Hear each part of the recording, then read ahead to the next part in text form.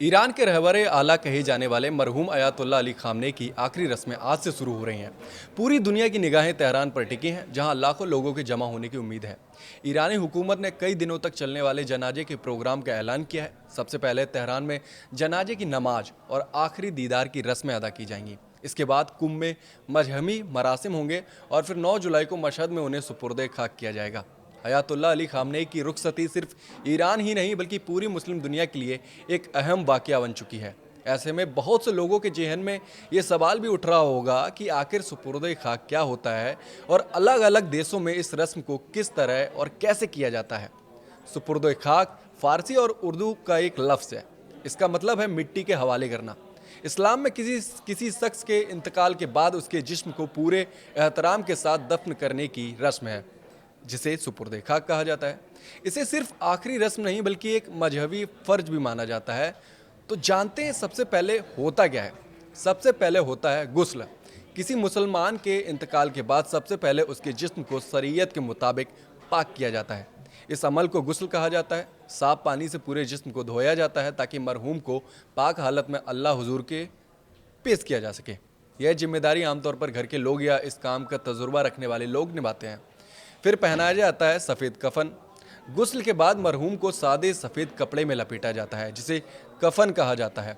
इस्लाम में सादगी पर बहुत जोर दिया गया है, इसलिए कफन में किसी तरह की सजावट या दिखावा नहीं किया जाता। अमीर और गरीब दोनों के लिए यही उसूल लागू होता है। फिर पढ़ी जाती है जनाजे की नमाज। कफन के बाद मरहूम को मस्जिद, ईदगाह या किसी खुले मैदान में ले जाया जाता है, जहाँ सलात उल जनाजा अदा की जाती है। इस नमाज में मरहूम की मगफिरत, गुनाहों की माफ़ी, रहमत और जन्नत में आला मकाम के लिए दुआ की जाती है।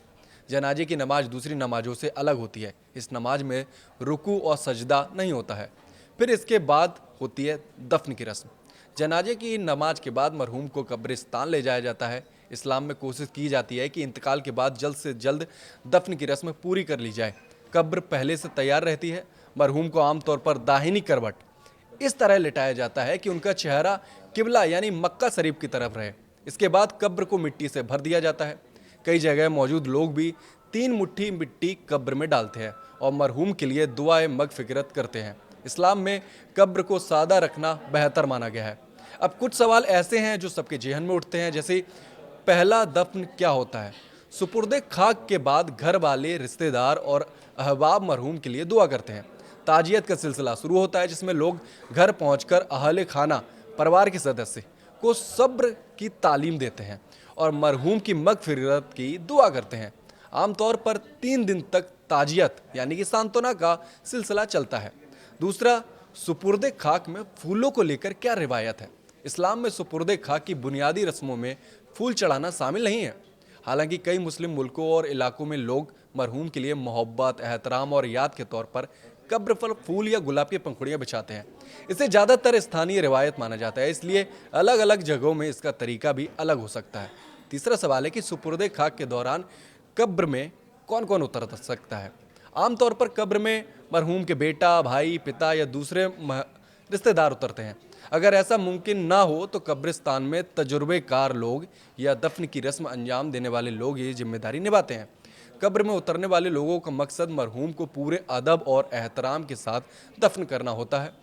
चौथा क्या है कि सुपुर्द खाक रात के वक्त भी किया जा सकता है कि नहीं। तो जी हाँ, इस्लामी तालीमात के मुताबिक अगर ज़रूरत हो तो रात के वक्त भी सुपुर्द खाक किया जा सकता है। हालांकि जहाँ मुमकिन हो तो दिन के वक्त दफन को बेहतर माना जाता है, ताकि तमाम रस्में आसानी और बेहतर इंतजाम के साथ पूरी की जा सकें। पांचवा सवाल है कि सुपुर्द खाक के बाद कब्र पर जाने की कोई तय मुद्दत होती है कि नहीं। तो जी नहीं, इस्लाम में कब्र पर जियारत करने के लिए कोई तय दिन, तारीख या मुद्दत मुकर्रर नहीं की गई है। लोग किसी भी वक्त मरहूम के लिए दुआ करने, कुरान की तिलावत करने और आखिरत को याद करने की नीयत से कब्रिस्तान जा सकते हैं। अलग अलग मुल्कों में इससे जुड़ी रवायतें अलग हो सकती हैं।